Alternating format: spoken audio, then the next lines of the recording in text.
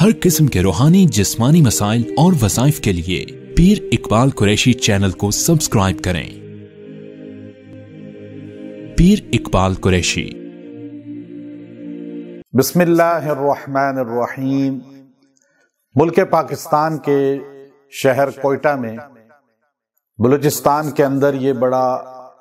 دردناک سانحہ رونما ہوا کہ تبلیغی جماعت کے افراد جو دعوت و تبلیغ کی غرض سے اپنے گھر سے نکلے تھے اور اللہ کے راستے میں اپنی جان مال لے کر بغیر کسی سے کسی قسم کا تقاضا کیے لوگوں کو اللہ اور اللہ کے رسول کا پیغام پہنچا رہے تھے، شر پسند بددین ظالموں نے ان کو پکڑ کر ان کے سر کے بال داڑھی مبارک کو بالکل ختم کر کے چھریوں سے کینچیوں سے ان کے جسموں پہ وار کیے اور ان کو دردناک حالت میں شہید کیا، اور کچھ نہایت زخمی حالت میں زندگی اور موت کی جنگ میں مبتلا ہیں۔ یہ ایسا المناک سانحہ ہے جس پر ہر انسان پریشان ہے، لیکن ہماری حکومت اس پر ایکشن نہیں لے رہی۔ پہلے بھی ایسا ہو چکا ہے اور اب پھر یہ سانحہ رونما ہوا۔ یاد رکھیں، ہمارے حکمرانوں کو اس پر ایکشن لینا چاہیے، ہمارے اداروں کو سوچنا چاہیے۔ یہ واحد تبلیغی جماعت ہے جو پوری دنیا کے اندر ملک پاکستان کی سربلندی اور بقا اور پاکستان کی ترقی کی ضامن ہے۔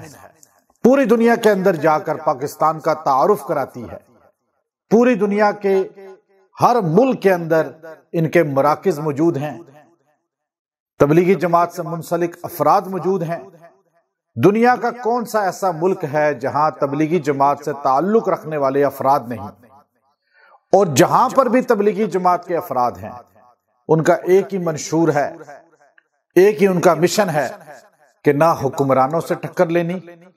نہ سیاست کی بات کرنی، نہ کسی انسان پر کفر کا، شرک کا، بدعت کا فتویٰ لگانا، نہ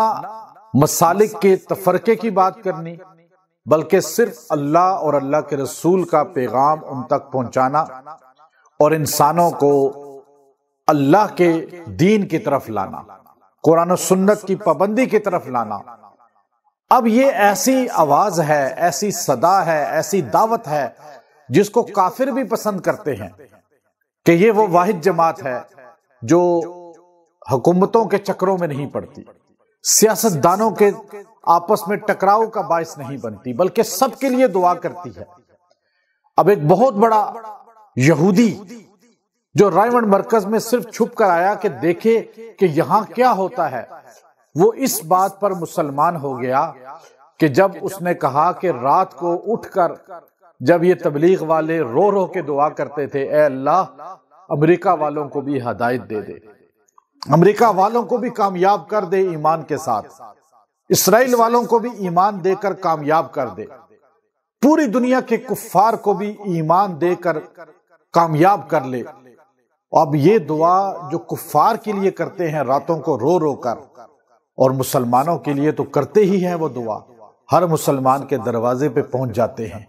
ہر مسلمان کے گھر میں جا کر اسے اللہ رسول کا پیغام یاد کراتے ہیں اور ان کے لیے راتوں کو اٹھ کر دعائیں کرتے ہیں، جن کی وجہ سے، جن کی دعاؤں کی وجہ سے، جن کے مراکز میں راتوں کو اٹھ کر عبادت اور دعاؤں آہوزاری کی وجہ سے اللہ رب العزت نے اس ملک سے عذاب کو ٹالا ہوا ہے۔ آج ان کو کس دردناک حالت میں شہید کیا گیا۔ تو ان جماعت، تبلیغی جماعت دنیا کی سب سے پرامن جماعت ہے اور ان کی تعداد کروڑوں میں ہے، لیکن کسی سے ٹکر نہیں لیتے، کسی پر ہٹ نہیں کرتے، کسی کے خلاف فتویٰ نہیں دیتے، بلکہ آپ ان کے جتنی بار قریب جائیں گے، جتنی بار ان کا قرب حاصل کریں گے، آپ کو محبت ملے گی، آپ کو الفت ملے گی، آپ کو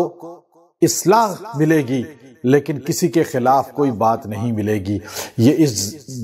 دور کے اندر صحابہ کرام کے وہ جماعت سے تعلق رکھنے والی نسبت ہے ان کی کہ جن کے بارے میں امام مالک نے فرمایا تھا کہ امت کے آخری حصے کی اصلاح اسی طرح ہوگی جس طرح پہلے حصہ کی ہوئی۔ رسول اللہ صلی اللہ علیہ وسلم نے دعوت و تبلیغ کے ذریعے اصلاح کی، اب یہ اس امت کے آخری حصہ کے اندر اللہ نے جماعت بھیجی، جو ہمارے لیے اللہ کا احسان ہے۔ قدر کریں اور ان لوگوں کے لیے دعا کریں جنہوں نے یہ ظلم کیا ہے۔ اللہ تعالیٰ ان لوگوں کو ہدایت دے اور ہمارے حکمران ان لوگوں کو گرفتار کریں، ان لوگوں کو گرفتار کر کے ان کو یہ سبق سکھائیں کہ آئندہ کوئی اللہ کے دین کے داعی، اللہ کے دین کا پیغام پہنچانے والوں کی اس طرح بے حرمتی نہ کرے۔ وآخر دعوانا ان الحمد للہ رب العالمین۔